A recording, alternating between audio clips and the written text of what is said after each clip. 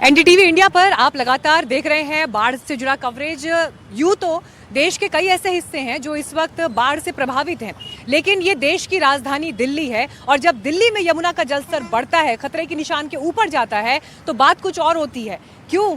क्योंकि यहाँ से संसद चलती है, यहाँ प्रधानमंत्री रहते हैं, यहाँ राष्ट्रपति रहते हैं, देश का सुप्रीम कोर्ट यहाँ पर है, दिल्ली की सरकार यहाँ से चलती है, मुख्यमंत्री यहाँ पर बैठती हैं, पूरा प्रशासनिक अमला देश का यहाँ बैठता है, देश की राजधानी दिल्ली।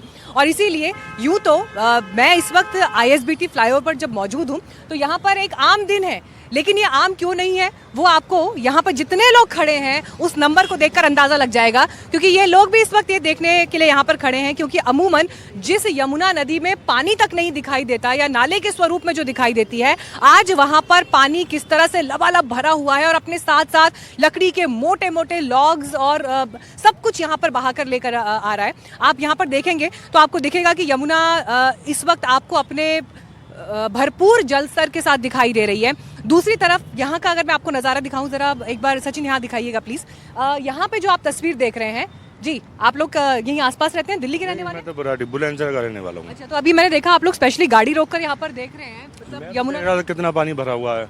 तो देखिए, लोगों के लिए भी ये कौतूहल का विषय इस वक्त हो रखा है क्योंकि अमूमन ये तस्वीर दिल्ली में दिखाई नहीं देती है। जितनी तस्वीरें अभी तक चाहे मनोज्ञा दिखा रही थी, चाहे मल्लिका दिखा रही थी, तो ये आपको हम दिल्ली का दूसरा हिस्सा दिखा रहे हैं। वहां पर पार्क है जो आपको इस वक्त पूरा डूबा हुआ दिखाई दे रहा है। बड़े बड़े पेड़ हैं, पीपल का पेड़ है। पीपल के पेड़ों की हाइट क्या होती है आप अंदाजा लगाइए, वो आपको आधे इस वक्त पानी में डूबे हुए दिखाई दे रहे हैं। जो स्ट्रक्चर्स वहां पर उस पार्क में बने हुए हैं, जहां पर आकर लोग फोटोग्राफी करते हैं, घूमते हैं, फिरते हैं, शाम का कुछ वक्त बिताते हैं, वो आपको स्ट्रक्चर्स इस वक्त आधे से ज्यादा पानी में डूबे हुए दिखाई देंगे। वहां पर एक पाइपलाइन है हरे रंग की, अगर आपकी नजर जाएगी, वो पाइपलाइन कल के बीते दिन में जमीन से थोड़ा ही ऊंचाई तक पानी था, लेकिन आज वो जो पानी है उस पाइपलाइन को भी कुछ ही देर में छूने लगेगा, ऐसा लग रहा है इस वक्त यहाँ देखकर। हाँ जी, मोनेस्ट्री मार्केट है अंदर, वहाँ पे भी पानी एक सामने पूरा मोनेस्ट्री तिब्बती मार्केट है, जहाँ पर जो लोग दिल्ली में आते हैं तो जरूर उस तरफ जाना पसंद करते हैं, जो दिल्ली के अलग अलग रंग देखना चाहते हैं। तो इस वक्त उस पूरे मोनेस्ट्री एरिया में भी पानी भरा हुआ है। यमुना बाजार का जो इलाका है, लोअर इलाका जो है, वहाँ पर लोगों को शिफ्ट किया गया है क्योंकि पानी वहाँ पर काफी बढ़ गया है। यहाँ जितने लोग हैं इनसे भी मैं कुछ बात जरूर करूंगी। ठीक है, कहाँ से आप लोग सब दिल्ली के रहने वाले हैं, कहीं बाहर से आए हैं? मैं तो मथुरा का रहने वाला हूँ। मथुरा से आए हैं, तो आप यहाँ खड़े हैं इस वक्त, मतलब वजह क्या है? वजह क्या, ये देख रहे हैं बाढ़ का स्थिति क्या है। हाँ। तो मथुरा वाले तो मतलब कृष्ण जी का नाम दिन रात लेते हैं और यमुना नदी और कृष्ण जी का संबंध द्वारकाधीश तक घुस गया पानी हमारे यहाँ मथुरा में भी। वृंदावन में बहुत पानी रोड रहा है इस टाइम में, वृंदावन में बहुत सारा पानी है मथुरा। तो देखिए, जितने भी लोग हैं, चाहे वो देश के किसी भी हिस्से से आ रहे हो, दिल्ली में तो यूं भी बाहर की आबादी बहुत रहती है, तो सबके पास अपने अनुभव हैं, सब अपनी तकलीफें बता रहे हैं। लेकिन आइए आपको देश के दूसरे हिस्से में लेकर चलते हैं।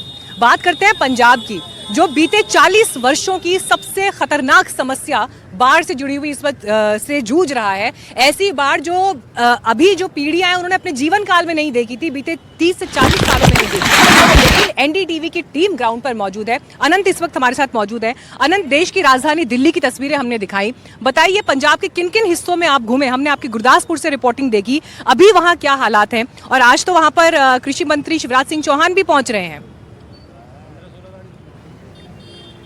जी बिल्कुल, सबसे पहले मैं आप बाकी डिटेल्स आपको बताऊं। ये तस्वीरें आप देखिए, इस समय हम गुरदासपुर के हरकोट रंधावा गांव में मौजूद हैं और ये देखिए यहाँ पर क्या हालात है पानी के। इस समय पानी में मैं हूं और घुटनों तक पानी मुझ तक आ चुका है और यहाँ पर जो वाहन है उनका आना जाना मुश्किल हो गया है। लोग अपनी खच्चर गाड़ियों के जरिए या फिर ट्रैक्टर के जरिए यहाँ से आवाजाही कर रहे हैं और ये यहाँ पर रास्ते में लोग पार करके उस तरफ से आए हैं। आगे धर्मकोट पत्तन गाँव पड़ता है। क्या स्थिति है वहाँ पर? हाँ जी, वहाँ पर क्या स्थिति है गांव के अंदर?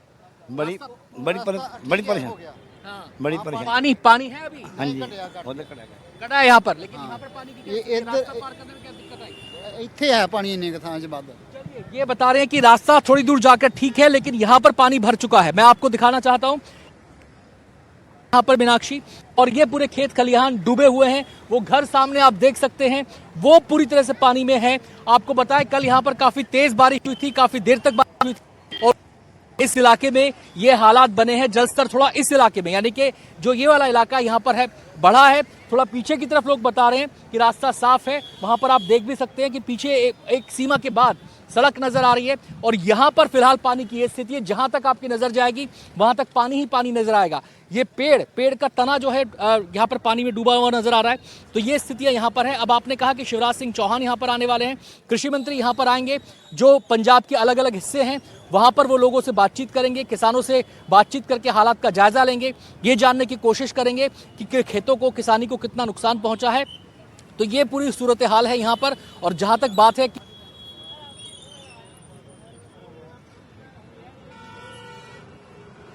जा चुकी है, 3.5 लाख के करीब लोग प्रभावित हुए हैं और ऐसे लोग हैं जो अपने घर बार छोड़ने को मजबूर हुए हैं और घर बार छोड़कर वो दूसरी जगहों पर उन्होंने शरण ली है, सुरक्षित जगहों पर। कुछ इलाकों में पानी घटा भी है तो लोग वहां पर जाकर देख रहे हैं कि वहां पर स्थिति क्या है, क्या रहने लायक हालात हैं या नहीं है। आर्मी, एनडीआरएफ, एसडीआरएफ, बीएसएफ के जवान, पंजाब पुलिस के जवान लोगों को मदद पहुंचाने में लगातार जुटे हुए हैं। मीनाक्षी।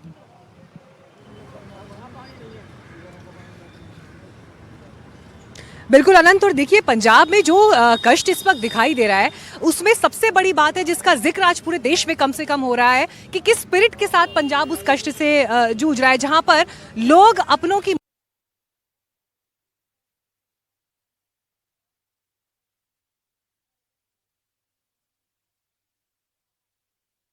हिस्से में नहीं दिखाई देती। ये कहना अतिशयोक्ति नहीं होगा। लेकिन आइए फिर एक बार दिल्ली की तस्वीर मैं आपको दिखा देती हूँ, क्योंकि यमुना के किनारे पर जब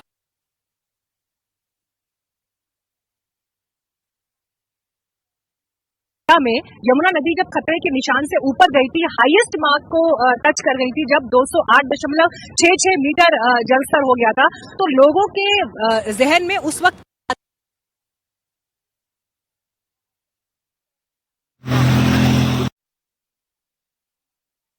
इस वक्त हम डिस्ट्रिक्ट अमृतसर के गांव में हैं। यहाँ पे हम दिखा सकते हैं कि कैसे टेक्नोलॉजी हेल्प कर रही है लोगों को खाना पहुंचाने के लिए, क्योंकि कई घर ऐसे हैं जो इस एरिए में हैं, यहाँ पे ना तो कोई व्हीकल जा सकता है, आर्मी का व्हीकल जा सकता है, ना बोट के माध्यम से जा सकता है, लेकिन ड्रोन का यूज़ किया जा रहा है। ये तस्वीरों के माध्यम से हम दिखा रहे हैं कि कैसे ड्रोन के द्वारा इन लोगों को फूड दिया जा रहा है। पिछले 5 से 6 दिन में लगातार यहाँ पे लोग अपने घर में फंसे हुए हैं, क्योंकि घर के आसपास पानी है, वहां पे रोड की कोई कनेक्टिविटी नहीं, ना वो बाहर आ सकते, ना वहां पे कोई बिजली है, ना वहां पे कोई पानी है।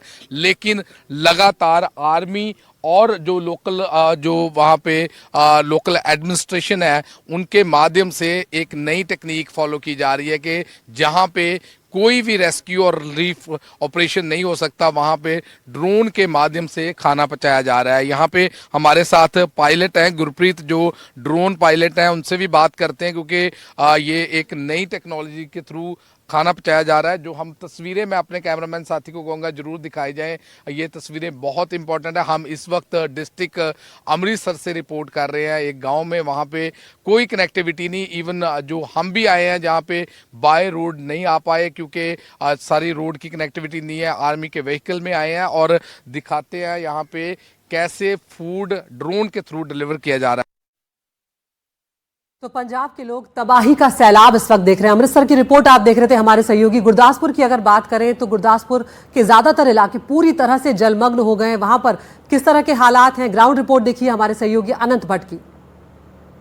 बोट के जरिए दरअसल हम आपको दिखाने की कोशिश कर रहे हैं कि ये इलाका कितनी बड़ी मुसीबत का सामना कर रहा है। रावी नदी है ये, और रावी नदी इस समय समंदर का रूप ले चुकी है। आपको लगेगा ही नहीं कि ये नदी है, ये नदी इस समय समंदर का रूप ले चुकी है।